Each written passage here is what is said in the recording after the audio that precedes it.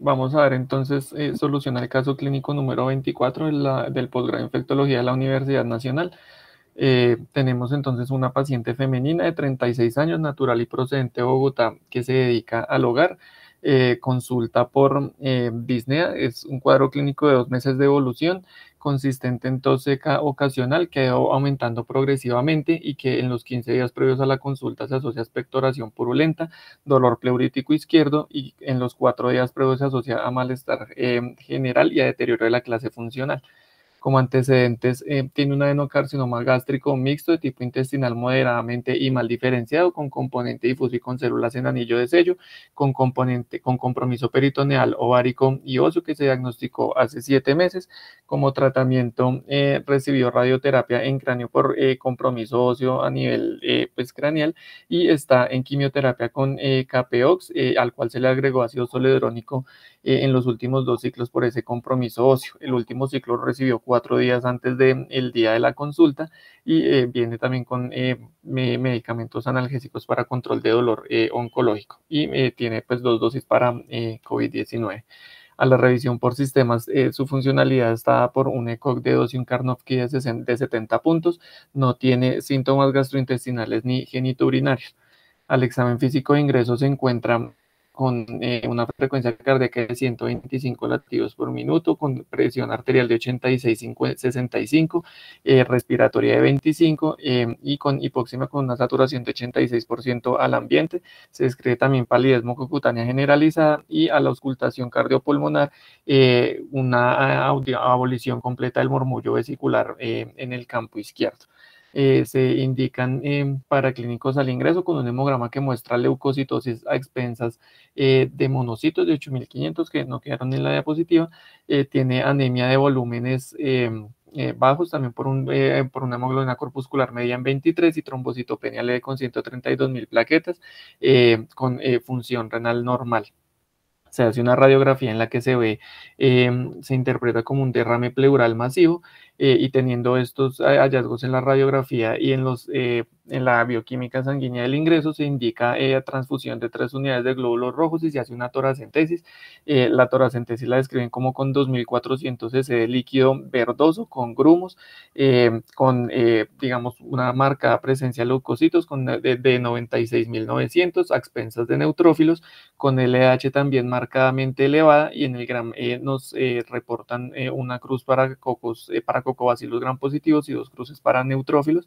Con eso entonces se enfoca como un empiema, una neumonía complicada por empiema, y se decide inicio de piperacilina tazobactam.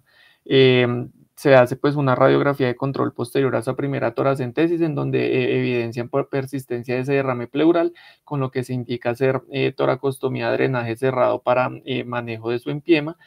Durante el procedimiento se obtienen 700 cc adicionales de líquido purulento de similares características a las descritas en la toracentesis inicial.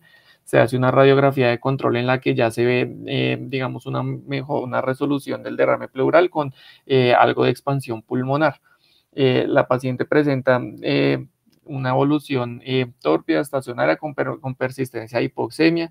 Se refiere también persistencia de dolor pleurítico, y también hay persistencia de la hipoxemia. Deciden hacerle una angiotomografía de tórax, en donde evidencian un tromboembolismo pulmonar de la rama segmentaria inferior derecha con un infarto pulmonar basal derecho, y describen hallazgos sugestivos de consolidación y opacidades en vidrio esmerilado bilaterales, que podrían corresponder a un proceso infeccioso. También se le hace una tomografía de abdomen contrastada, en donde llama pues marcadamente la atención presencia de neumoperitoneo y signos que describen como con perforación del fondo gástrico. Con esto es valorada por cirugía gastrointestinal, quienes consideran que la candidata ante el estado avanzado de su neoplasia no es candidata a intervención laparoscópica ni abierta, y se empieza un manejo sintomático de la paciente. Después se obtiene el cultivo del líquido pleural, en donde reportan una escala odontolítica, previamente conocido como actinomyces odontolíticus. Con eso entonces se hace el diagnóstico de una actinomicosis y se decide cambio del tratamiento a ampicilina sulbactam 3 gramos cada 6 horas, inicialmente con plan de darlo parenteral por al menos 2 semanas y según la evolución plantear paso a medicamento oral. La paciente presentó un deterioro clínico durante su hospitalización, nuevamente teniendo en cuenta el estado avanzado y el compromiso funcional que se da durante la hospitalización, deciden una reorientación del esfuerzo terapéutico y la paciente termina falleciendo aproximadamente después del día 13 a 14 de tratamiento antibiótico.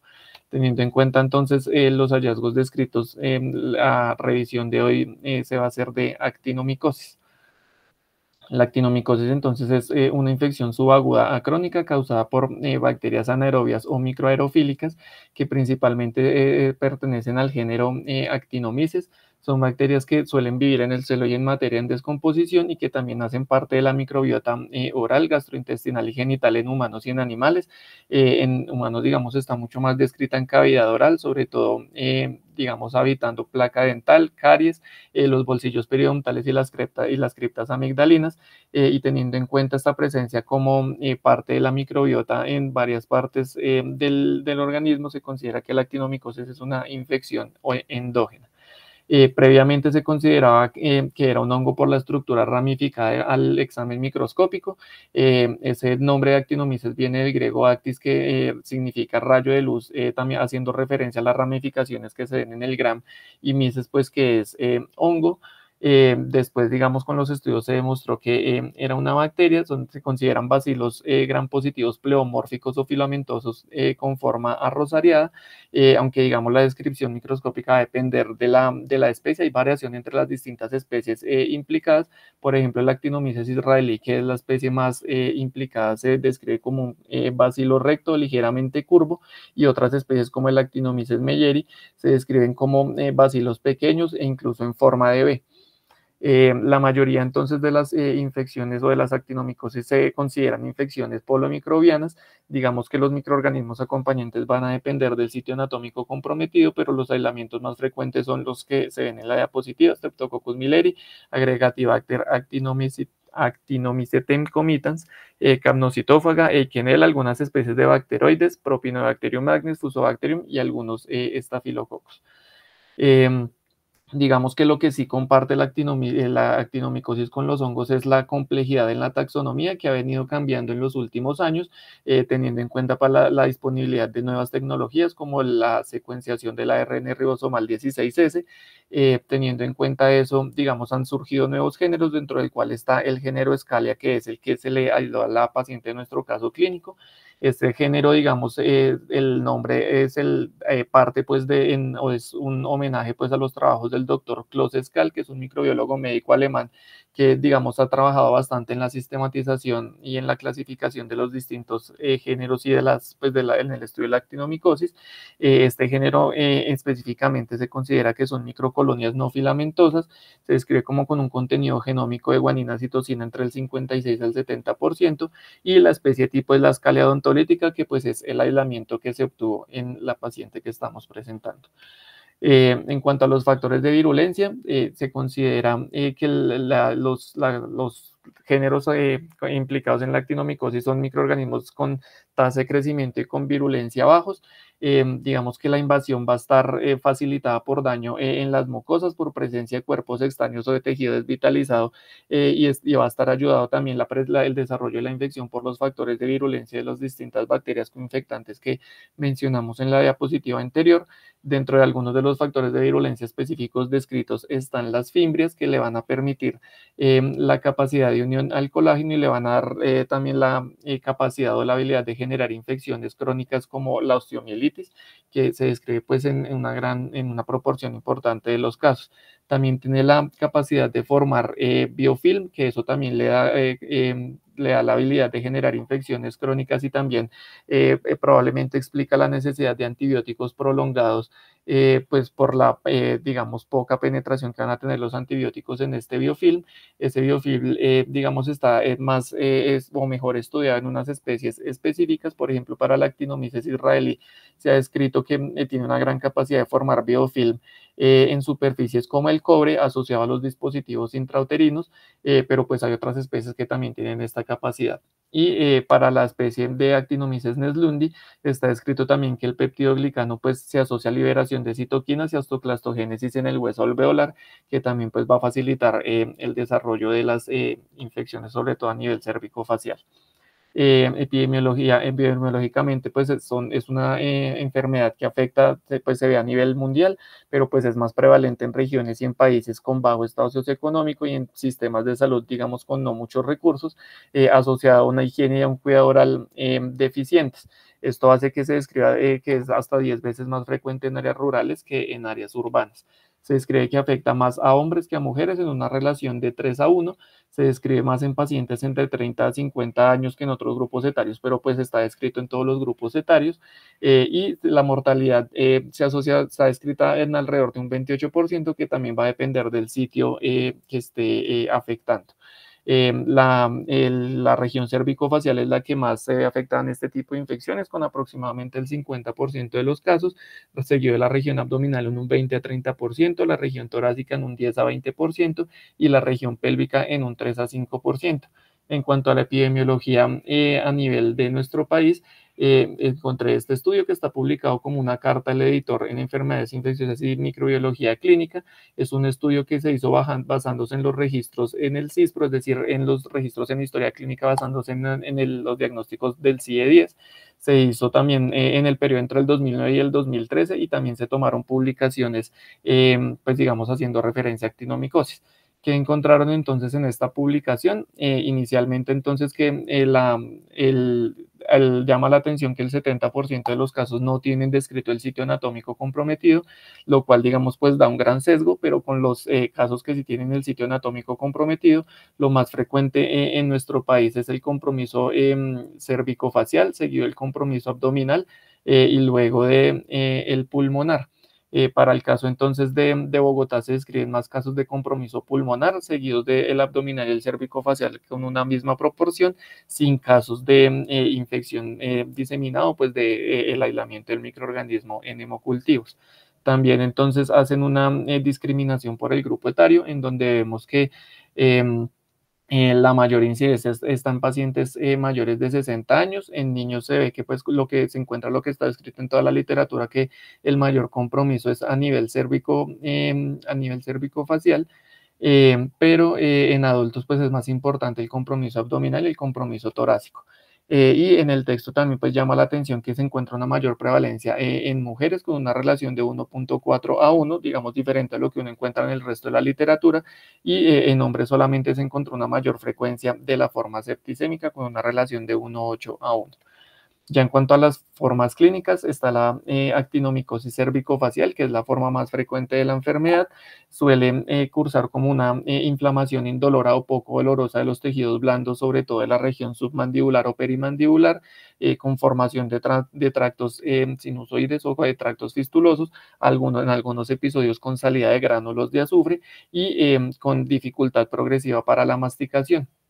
Se considera que es una infección que tiene un curso crónico y reincidente, y las series describen que desde el inicio de los síntomas hasta el diagnóstico puede haber un retraso de hasta un año, digamos, atribuible a los signos y síntomas inespecíficos.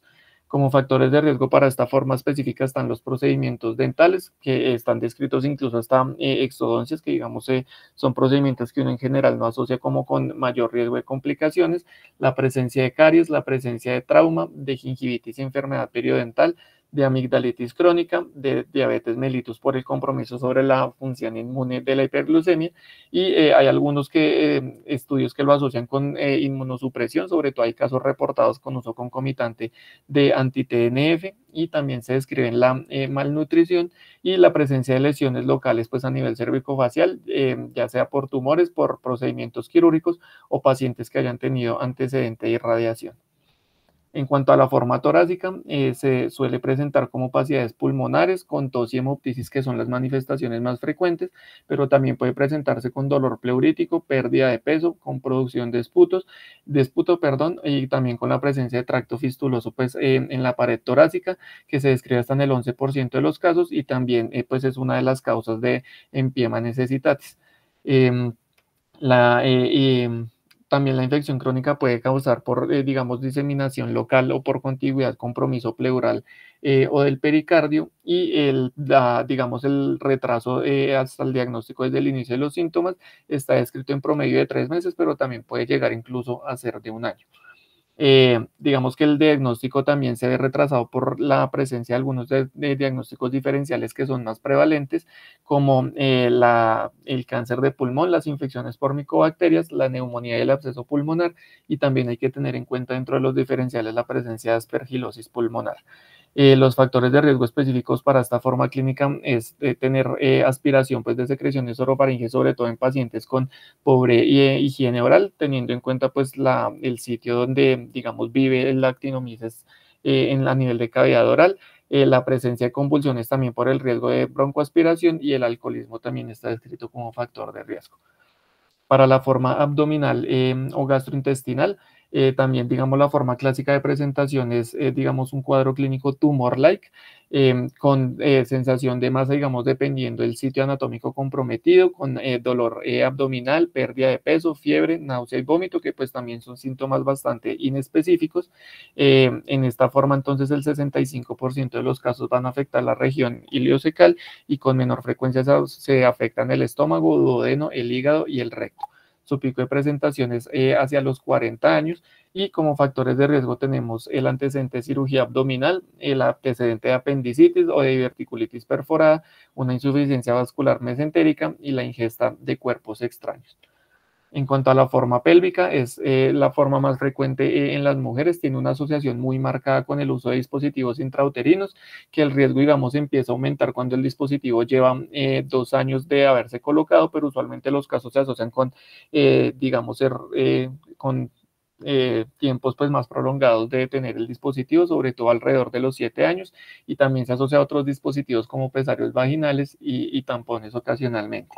Se considera que entre el 1.6 al 16% de las pacientes usuarias de un dispositivo intrauterino desarrollan actinomicosis, cuya especie más implicada es el actinomyces israelí, y como factor de riesgo se ha descrito también la presencia o encontrar el actinomyces en el frotis vaginal, que no es, digamos, encontrar el actinomyces en el frotis no es igual a actinomicosis, pero pues sí es un factor de riesgo, y hay un estudio francés que evaluó, digamos, la proporción de pacientes que tenían el hallazgo del actinomyces dependiendo del tiempo desde colocación del DIU, y encontraron que luego de 2 a 3 años de haberse colocado ese frotis puede ser positivo para actinomyces en un 15%, luego a los 4 a 5 años del 30%, y 50% o más del 50% luego de 6 a 7 años de colocación del dispositivo. Y también pues, pueden haber casos pélvicos asociados a absceso tubovárico o también a apendicitis perforada. Puede haber, digamos, compromiso de todos los órganos geniturinarios. Los síntomas pues, son también inespecíficos, suele ser dolor hipogástrico leve, y puede haber presencia de sangrado o de flujo vaginal. Los diagnósticos diferenciales también están dados por neoplasia, por enfermedad pélvica inflamatoria y por endometriosis. En cuanto a la forma en sistema nervioso central, lo más común es que se presente en forma de absceso cerebral o epidural, pero también puede dar meningitis, meningoencefalitis o empiema subdural. Fisiopatológicamente se explica como por diseminación hematógena, sobre todo, o lo más frecuente a partir de un foco cervicofacial o torácico, o también por, digamos, diseminación por contiguidad también desde focos cervicofaciales. Y sobre todo la forma que tiene compromiso cerebral es la que mayor mortalidad implica, con aproximadamente un 50%. Hay, digamos, también descripción pues, de otros sitios anatómicos comprometidos, incluyendo, digamos, óseas solamente, que por lo general el compromiso óseo se ve, digamos, concomitante con el compromiso de tejidos blandos, pero hay reportes de solamente el compromiso óseo, articular también, cutáneo, renal y laringio. En cuanto al diagnóstico, digamos que la principal o una de las principales ayudas son las imágenes, que a nivel cervicofacial se suelen encontrar masas infiltrativas con necrosis en su interior, lo cual hace pensar primero pues en un origen neoplásico más que en un origen infeccioso. Y pues son de masas con realce que tienen muy pocos nódulos reactivos, lo cual digamos que en ciertos casos le quita peso a la probabilidad de una neoplasia. En los otros tipos de compromiso, en las otras localizaciones anatómicas, las imágenes no son tan útiles.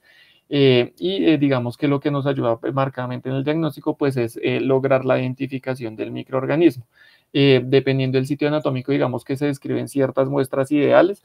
Esas muestras ideales es realizar aspirado con aguja fina, pues de lesiones o pues de material purulento donde esté escrito que, por ejemplo, hubiera sido una buena herramienta pues en el caso que estamos presentando. También pues la secreción purulenta, gránulos de azufre que digamos, se obtengan de las fístulas o como tal tejido de las biopsias y se consideran como muestras no deseables los hisopados digamos, a nivel de las lesiones cutáneas, orina, esputo y lavado broncoalveolar, porque pueden, digamos, encontrarse pues como parte de colonización y no como el microorganismo que esté causando el cuadro clínico que presente el paciente.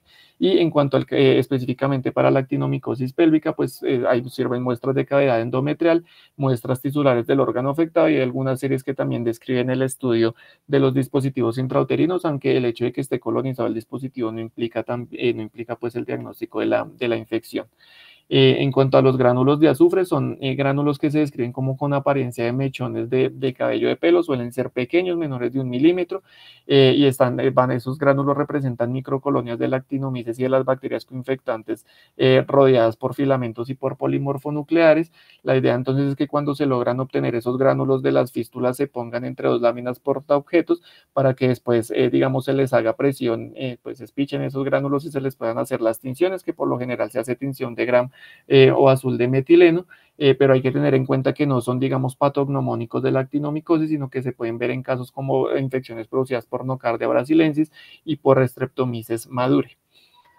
Y también hay que tener en cuenta que no están presentes en todos los casos, entonces pues el rendimiento diagnóstico no es el mejor. Para el cultivo lo importante es que hay que tener en cuenta que si se sospecha, pues hay que hacer el transporte en medios anaerobios y avisar al laboratorio para que se haga el cultivo bajo condiciones anaerobios. Lo ideal es que entre la toma de la muestra y hasta que se haga la siembra pasen menos de 15 minutos para, digamos, maximizar el rendimiento diagnóstico del cultivo. Y también la idea de avisar al laboratorio es para que se mantenga una incubación prolongada, porque la actinomice suele tomar en promedio 1 semana para que se logre su crecimiento y por protocolo pues en algunos laboratorios las muestras se desechan antes de este tiempo. El cultivo puede ser negativo hasta en el 50% de los casos. Se describe que obtener varias muestras pues puede mejorar esto y estos, digamos, casos falsos negativos se asocian a que el paciente haya recibido previamente antibiótico o, digamos, a errores en ese proceso preanalítico que acabamos de discutir y también se le atribuye pues al crecimiento de bacterias coinfectantes que, digamos, inhiben el crecimiento de la actinomices en el medio de cultivo. Se recomienda entonces cultivar esas muestras en dos medios en paralelo, unos medios no selectivos que suelen ser medios de agar sangre y en medios selectivos que se describen varios medios selectivos. Hay algunos medios que los medios recomendados son medios que contengan metronidazol para suprimir a la mayoría de anaerobios y a otros antibióticos como ácido nalidíxico para intentar inhibir la gran mayoría de aerobios y también medios que tengan arginina y glicerol facilitan el crecimiento de la actinomices.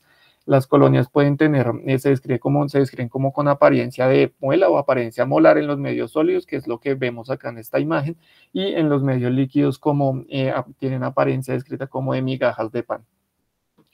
Previamente se hacía la identificación por pruebas fenotípica por pruebas bioquímicas, pero se describen pues muchos errores de identificación de especie con estos métodos, pero pues hoy en día con la disponibilidad del Malditov se hace la identificación de estas bacterias, que fue como se logró la identificación en el caso que estamos presentando.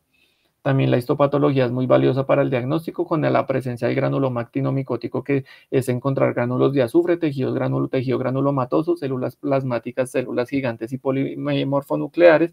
Se suelen ver, o el diagnóstico se suele hacer con tinción de hematoxilina osina, ácido periódico o plata metenamina, pero hay que tener en cuenta que en la mayoría de estudios histopatológicos se observan pocos gránulos, la mayoría escriben menos de 3 gránulos de azufre. Los diferenciales entonces, ya como mencionamos, cáncer, nocardiosis, infección por micobacterias e infecciones fúngicas. Y en cuanto al tratamiento, en general no se hacen pruebas de susceptibilidad a estos aislamientos. Cuando se hacen hay que tener en cuenta que si el medio tiene cisteína, puede haber, digamos, falsas resistencias a los betalactámicos. La primera línea de tratamiento se considera la penicilina G y la amoxicilina. También están descritos la piperacilina, tazodactam, meropenem e imipenem, que se consideran activos, pero no son primera línea, digamos, por tener un amplio espectro innecesario para el tratamiento, y pues se obtienen muy buenos desenlaces con la penicilina y la amoxicilina. La ceftriaxona, digamos, se podría usar dependiendo de la especie. Se ha descrito sobre todo susceptibilidad en actinomyces israelí, pero en el resto de especies se suele encontrar resistencia. Y tener en cuenta que la oxacilina y las cefalosporinas de primera generación no se consideran como activos. No producen beta-lactamasas, entonces la adición del inhibidor de beta-lactamasas, pues no, digamos, no le aporta al espectro para al beta-lactámico. Entre otras opciones encontramos los macrólidos y la clindamicina, la oxiciclina, que digamos in vitro tiene como efecto limitado, pero hay reportados casos de tratamiento exitoso con este antibiótico, y se consideran que al metronidazol y las aminoglucósidos hay resistencia in vitro, al igual que con las fluoroquinolonas. Aquí en esta tabla, digamos que se ven las MIC que uno espera. Acá les resalto, digamos, otras dos líneas de tratamiento que podríamos usar, que son el linezolid y la tigecyclina. El tratamiento entonces se recomienda con dosis altas de antibióticos por periodos prolongados de tiempo. Se recomiendan entre 2 a 6 semanas de uso parenteral, seguidas de 6 a 12 meses de tratamiento oral. La primera línea entonces pues es la penicilina G, como lo estábamos mencionando, con dosis entre 12 a 24 millones de unidades internacionales al día, requiriendo dosis un poquito más elevadas para las formas torácicas, y después se pueden pasar a amoxicilinas, lo que se suele escribir en los artículos. Aquí en esta tabla están pues las diferentes dosis y los diferentes esquemas propuestos para las diferentes formas de la actinomicosis. También pues el antibiótico se puede asociar a procedimiento quirúrgico, sobre todo para drenaje de los abscesos, para resolver obstrucciones o en casos de necrosis tisular, de fístulas, de tractos sinusoidales, o cuando no hay respuesta al tratamiento y se deben descartar otros diagnósticos diferenciales, sobre todo las neoplasias. Y hay algunos estudios que plantean esquemas de tratamiento más cortos, como de 2 meses, que se suelen dar en casos no complicados y cuando sobre todo que no haya compromiso óseo. Ya para terminar, como mensajes para llevar a la casa, tener en cuenta que la actinomicosis es causada por especies de varios géneros que han ido cambiando taxonómicamente en el tiempo. Es una infección endógena y crónica con hallazgos inespecíficos, que se caracteriza por la formación de abscesos, fístulas y masas que pueden hacer pensar en cáncer. El compromiso clínico más frecuente es a nivel cérvico-facial, torácico y pélvico. El diagnóstico se basa sobre todo en cultivo y en histopatología, y el tratamiento de primera línea es con penicilina y con aminopenicilina, si debe ser un tratamiento prolongado. Muchas gracias.